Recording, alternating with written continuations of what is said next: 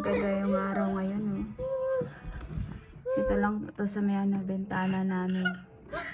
Nakikita nyo ba yung crocodile? Ayan, oh. Ay, crocodile. Sa likod bahay namin. Kaya may fence dyan. Ayan lang ang backyard namin, oh. Oh, tinan mo yung crocodile, oh. Ay, crocodile.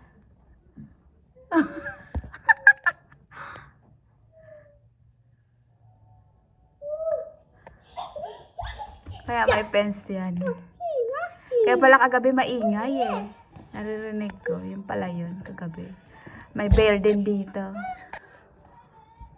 Ah, diba yung crocodile? Ganda ng tubig, oh. Ang linaw. Yung crocodile. Ang laki. Mas madamaya, eh.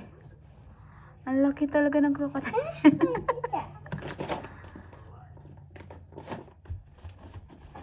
Ang laki.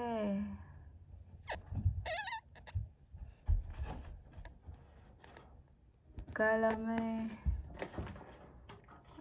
Ano kasi yan? Kaya may fence yan, eh. Hindi naman, kaya mataas yan, hindi makakakit dito. Tsaka may harang. Hindi rin yan basta-basta makapasok kasi laging nakalak.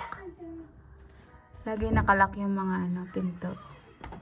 Tsaka may fence. Hindi yan makakakit. Ayan, oh. Yung bakod. Ayan, may bakod siya dyan. Kaya ganyan. Ayan. Diba?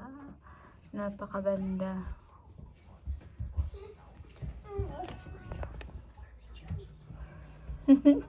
Madam Maya. Ayun, makikita mo nga din mga kapitbahay namin, mga bata doon, eh. Mga naglalaro. Oh. Ah, diba?